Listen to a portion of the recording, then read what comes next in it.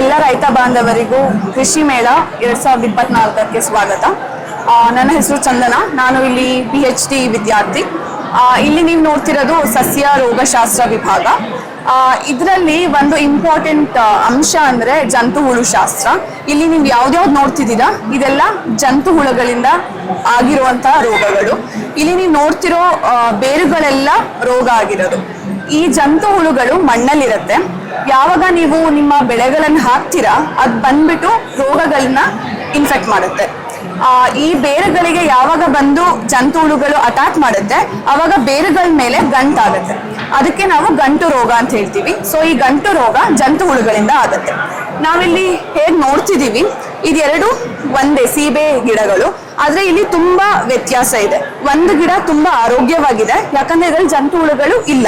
But ಈ ಗಿಡ ನೋಡ್ಬೋದು ನಾವು, ಇದು ಯಾವಾಗ ನಾವು ಆರೋಗ್ಯವಂತ ಗಿಡಕ್ಕೆ ಕಂಪೇರ್ ಮಾಡ್ತೀವಿ ಇದರಲ್ಲಿ ಹಳದಿ ಬಣ್ಣ ಆಗಿದೆ, ಕೆಲವೊಂದು ಎಲೆಗಳು ಉದ್ರೋಗಿದೆ, ಆಮೇಲೆ ಅದ್ರದ್ದು ಎತ್ತರ ಕೂಡ ಕಡಿಮೆ ಆಗಿದೆ. ಸೊ ಜಂತು ಹುಳುಗಳು ಯಾವಾಗ ಬೇರಿಗೆ ಅದು ಅಟ್ಯಾಕ್ ಮಾಡುತ್ತೆ ಮೇಲ್ಗಡೆ ಗಿಡಗಳು ಈ ತರ ವೀಕ್ ಆಗೋಗುತ್ತೆ. ಸೊ ಈ ತರ ಗಿಡಗಳಲ್ಲಿ ಬೇರು ಇದು ಸೇಮ್ ಸೀಬೆ ಗಿಡದ ಬೇರು ನೀವು ನೋಡ್ಬೋದು, ಬೇರುಗಳ ಮೇಲೆ ಪೂರ್ತಿ ಗಂಟಾಗಿದೆ. ಯಾವಾಗ ಗಂಟಾಗತ್ತೆ ಈ ಗಿಡ ಮಣ್ಣಲ್ಲಿರುವಂತಹ ನೀರು ಮತ್ತೆ ಪೌಷ್ಟಿಕಾಂಶತೆನ ಮೇಲ್ಗಡೆ ಕಳ್ಸೋಕ್ಕಾಗಲ್ಲ. ಸೊ ಆದ್ರಿಂದ ಏನಾಗುತ್ತೆ ಮೇಲ್ಗಡೆ ಗಿಡಗಳು ಪೂರ್ತಿ ವೀಕ್ ಆಗ್ಬಿಟ್ಟು ಅದರಲ್ಲಿ ಹೂ ಬಿಡೋದಾಗ್ಲಿ ಅಥವಾ ಹಣ್ಣು ಬಿಡೋದಾಗ್ಲಿ ಕಡಿಮೆ ಆಗುತ್ತೆ. ಈ ರೋಗ ಬಂದ್ಬಿಟ್ಟು ಎಲ್ಲಾ ತರಕಾರಿ ಬೆಳೆಗಳು, ಹೂವಿನ ಬೆಳೆಗಳು ಹಾಗೂ ಹಣ್ಣು ಬೆಳೆಗಳಲ್ಲಿ ತುಂಬಾ ಜಾಸ್ತಿ ಆಗಿದೆ. ಇದಕ್ಕೆ ನಾವು ಇದನ್ನ ನಿರ್ವಹಿಸಬೇಕು ಅಂದ್ರೆ ಒಂದೇ ಮಾದರಿಯಿಂದ ಆಗಲ್ಲ. ನಾವು ಇದಕ್ಕೆ ಸಮಗ್ರ ನಿರ್ವಹಣೆನ ತಗೋಬೇಕಾಗತ್ತೆ.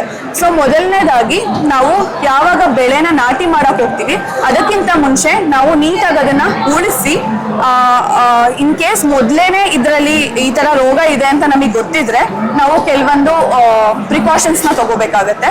ಕೊಟ್ಟಿಗೆ ಗೊಬ್ಬರ ಅಥವಾ ಯಾವ್ದಾದ್ರು ಗೊಬ್ಬರ ಕೊಡ್ತಾರೆ, ಆ ಗೊಬ್ಬರದ ಜೊತೆ ನಾವು ಕೆಲವೊಂದು ಜೀವಾಣು ಇದೆ, ಬಯೋ ಕಂಟ್ರೋಲ್ ಏಜೆಂಟ್ಸ್ ಅಂತ ಕೂಡ ಹೇಳ್ತೀವಿ.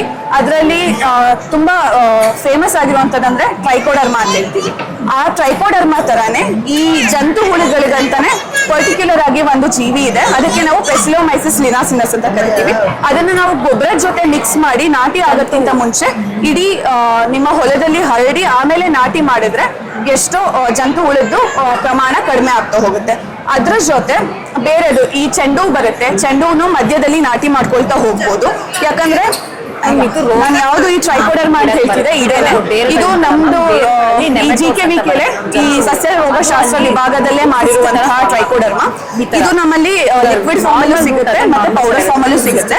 ಇದನ್ನ ನಾವು ಗೊಬ್ಬರ ಜೊತೆ ಸೇರಿಸಿ ಅಪ್ಲೈ ಮಾಡ್ಬೋದು, ಇಲ್ಲ ಡೈರೆಕ್ಟ್ ಲಿಕ್ವಿಡ್ ನ ಪ್ರತಿಯೊಂದು ಬೆಳೆಗೆ ಒಂದು 5 ml ಈ ಲಿಕ್ವಿಡ್ ನ 1 ಲೀಟರ್ ನೀರಲ್ಲಿ ಮಿಕ್ಸ್ ಮಾಡಿ ಡ್ರೆಂಚ್ ಕೂಡ ಮಾಡ್ಬೋದು.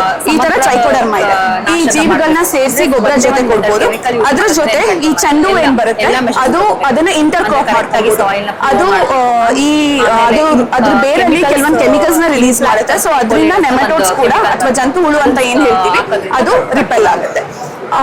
ಹೀಗೆ ಮಾಡೋದ್ರಿಂದ ಎಷ್ಟೋ ಜಂತು ಹುಳು ಪ್ರಮಾಣನ ನಾವು ಕಡಿಮೆ ಮಾಡ್ಕೊಬಹುದು. ಇನ್ ಕೇಸ್ ಈ ಹಣ್ಣಿನ ಗಿಡಗಳಲ್ಲಿ ಅಥವಾ ಮರಗಳಲ್ಲಿ ಪ್ಲಾಂಟೇಶನ್ ಕ್ರಾಪ್ಸ್ ಅಲ್ಲಿ ತುಂಬಾ ವಿಪರೀತ ಆಗಿದೆ ಅಂದಾಗ ಅವಾಗ ಏನ್ ಮಾಡ್ಬೇಕಾಗುತ್ತೆ ಅಂದ್ರೆ ನಾವು ಕೆಲವೊಂದು ಕೆಮಿಕಲ್ಸ್ ಇದೆ, ಕೆಮಿಕಲ್ ಮ್ಯಾನೇಜ್ಮೆಂಟ್ ಕೂಡ ತಗೋಬಹುದು. ಇದು ಫೈನಲ್ ಸ್ಟೇಜ್ ಅಲ್ಲಿ ಮಾತ್ರ ತಗೊಳ್ಳೋಂಥದ್ದಿರುತ್ತೆ. ಸೊ ಇದೆಲ್ಲರೂ ಒಟ್ಟು ಸೇರಿ ಮಾಡೋದ್ರಿಂದ ನಾವು ಜಂತು ಹುಳನ ಕಡಿಮೆ ಮಾಡ್ಬೋದು.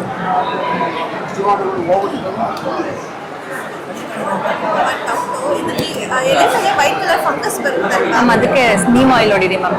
ನೀಮ್ ಆಯಿಲ್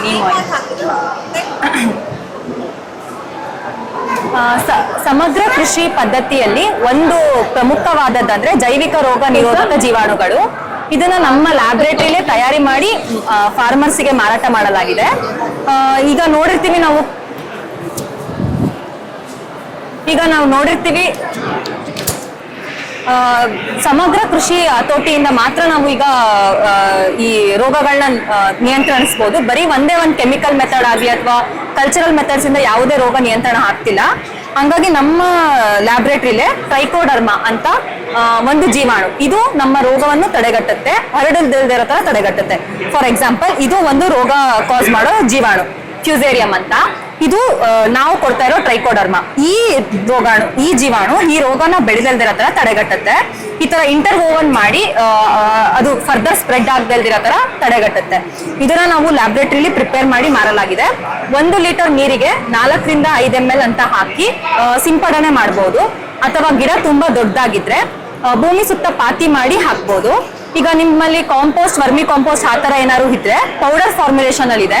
50 kg ಕೊಟ್ಟಿಗೆ ಗೊಬ್ಬರಕ್ಕೆ 1 kg ಅಂತೆ ಟ್ರೈಕೋಡರ್ಮನ ಹಾಕಿ ನೀರ್ ಚುಮುಕ್ಸಿ 3 ದಿನದಂತೆ ಬಿಟ್ಟು ಒಂದು ಟಾರ್ಪಾಲ್ ಹೊಚ್ಚಿ ಬಿಡಬೇಕು. ಇದು ಎಲ್ಲದಕ್ಕೂ ಹರಡಿಕೊಳ್ಳುತ್ತೆ. ಆನಂತರ ಭೂಮಿಗೆ ಎರಚೋದ್ರಿಂದ ನಾವು ರೋಗ ಬರ್ದಲ್ದಿರೋ ತರ ಮುನ್ನೆಚ್ಚರಿಕೆ ತಗೋಬಹುದು. ಇನಿಷಿಯಲ್ ಸ್ಟೇಜಸ್ ಅಲ್ಲೇ ಮುನ್ನೆಚ್ಚರಿಕೆ ತಗೊಂಡ್ರೆ ಬಹಳ ಲಾಸ್ ಆಗಲ್ಲ, ಈಲ್ಡ್ ಲಾಸ್ ಆಗಲ್ಲ. ನಮ್ಮಲ್ಲಿ ಸೂಡೋಮೋನಾಸ್ ಅಂತ ಕೂಡ ಮಾಡ್ತೀವಿ.